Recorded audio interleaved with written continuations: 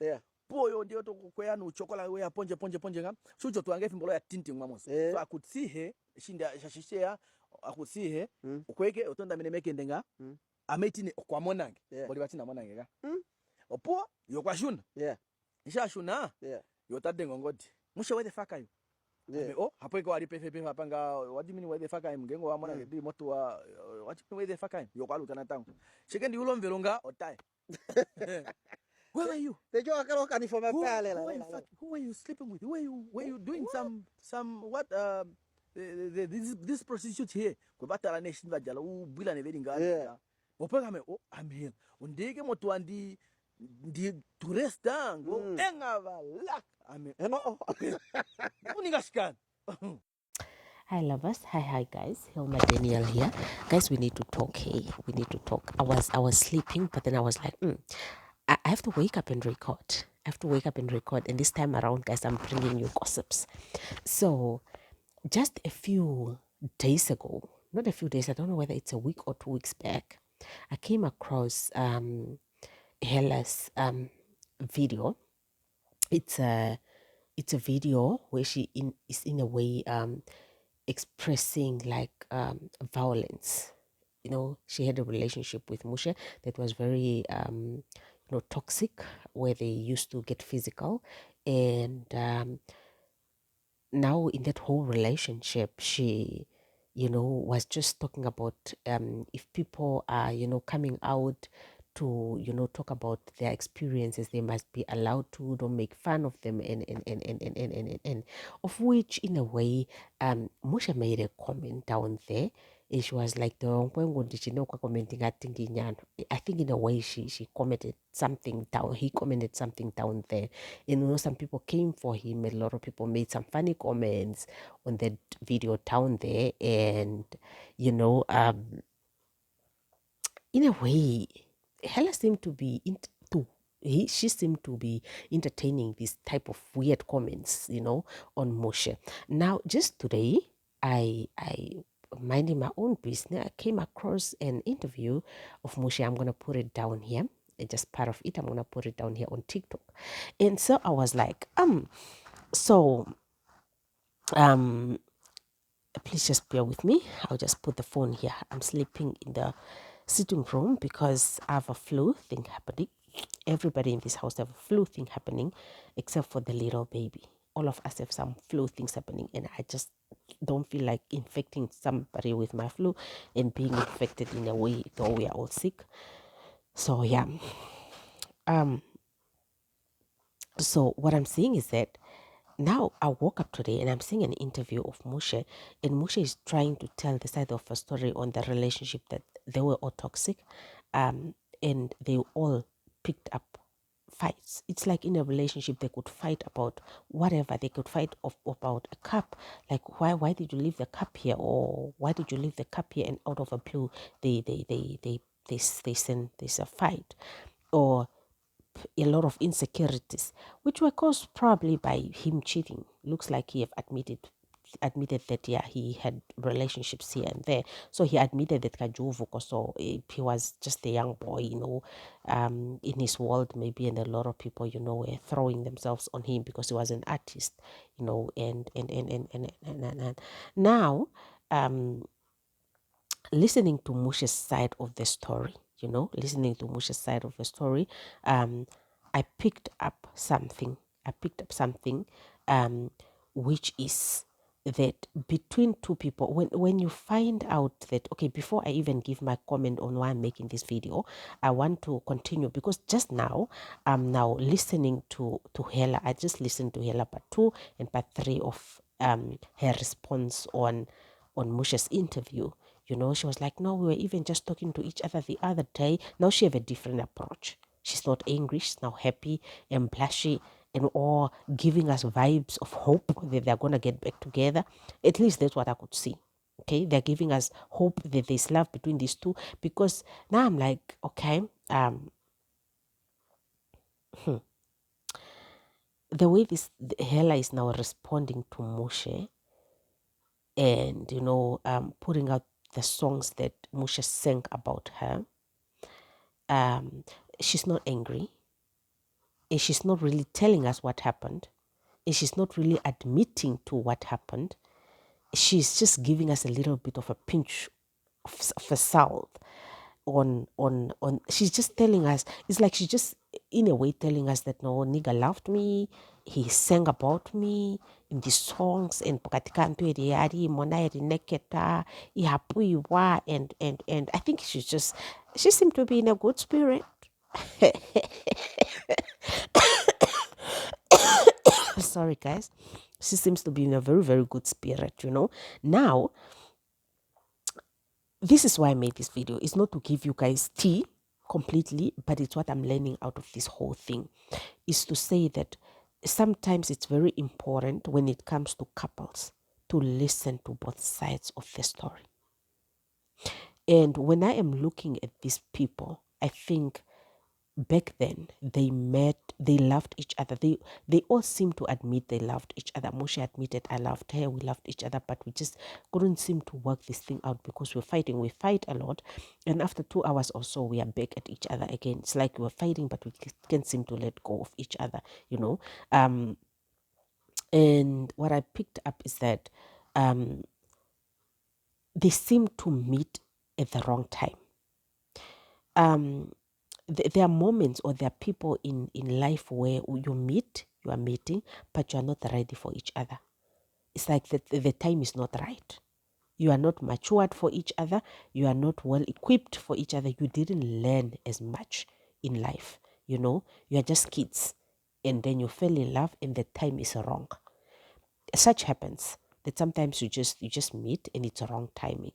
You just meet and it's wrong timing. And that's what I could see from these two lovebirds. They met, they cared for each other, but wrong timing. Okay.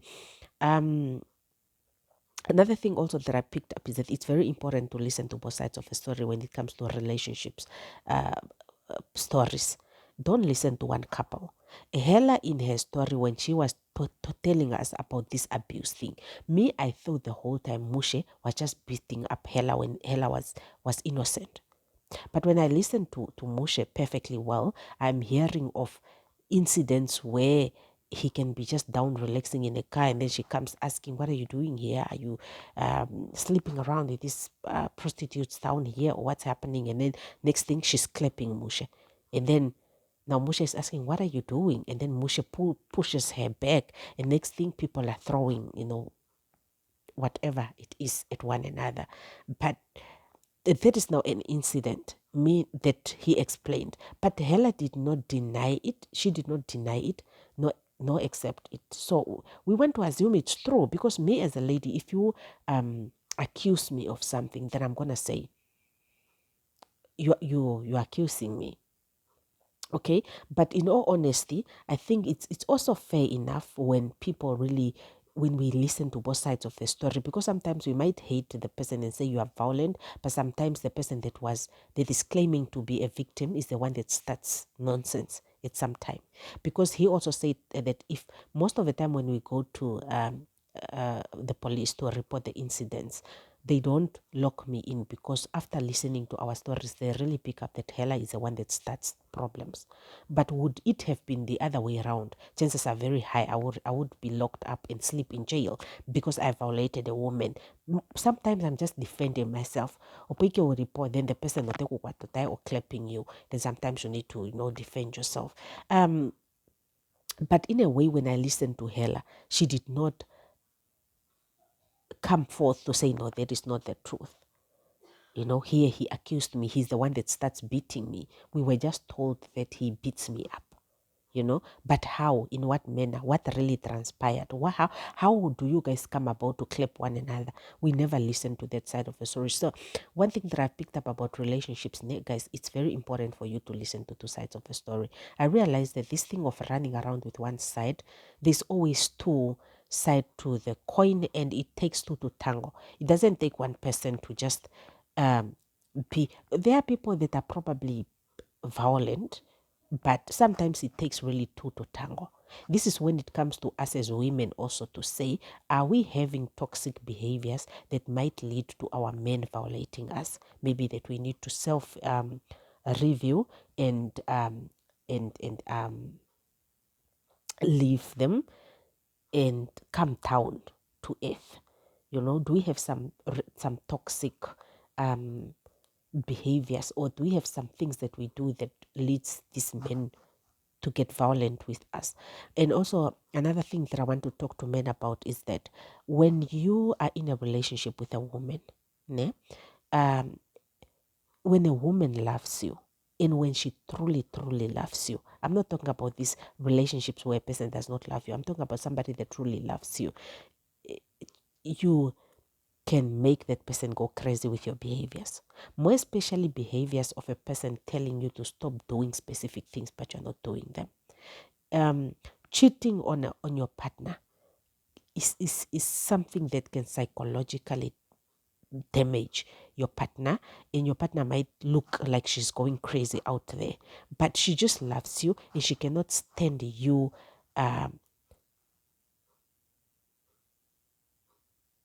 choosing other people over her or putting her in a mix, because in a way it means she's not good enough, she's not beautiful. It cheating damages so much in women. She's not good enough, she's not what enough, is she not satisfying you, is she not, it brings so many psychological thoughts in a woman. And then at the end of the day, you come back and you are telling the woman you love her, but then you are still cheating. And then she's like confused in a way, and it makes somebody go crazy. And I might say that taking accountability, the Hella might behave a certain way because Mushe is making her behave a certain way. A woman cannot just come, you are in a car and already I'm suspecting you cheating. Are you a cheater? Definitely. If he then admitted that he was a player by then, were you giving her reasons not to trust you? Because I cannot just walk around not trusting my husband. Or my partner? What does he do? What reasons does he give me for me not to trust him?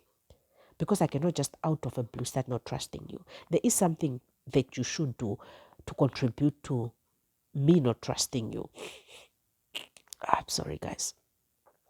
Yeah, in a way. So, what do you think, guys? What do you think about this whole situation? Um, can they just get back together already? That would be a very beautiful love story. If they can just get back together, they should be all matured enough. They should be all matured enough to, not beat each other anymore. And he should be, at least people, if we are going to learn from your mistakes, this thing of you running around and wasting your time, you're just going to grow old. You're just going to grow old and you don't go anywhere and you're just messing around with life and you are losing people that you love. At the end of the day, you're just going to jump from one baby mama to another, to another, to another with no kids. Or are they in serious relationships, by the way? I don't know. Maybe they are in serious relationships while we are here. But if they're admitting to talking to each other and they're friends, we are not buying this. Maybe for now, they're friends and they seem to be cool, but they're giving us that we care for each other type of situation. What do you guys think? But one thing that I've realized is that when this social media will make you fight people's battles, but it's not worth it. You might be here siding with Hella, but Hella is the one that is picking fights. You might be here siding with Mushe, but Mushe is just a whole serial cheater that is just messing up everything. So you just don't know some of these things that happens behind closed door. You want to know a full story unless those two people all come out and speak. But if they are all not coming out to speak and they're just giving you a pinch, one word, you won't really know what happens. What do you think? I'll see you guys in my next video. Bye. I have a flu, guys, really honestly.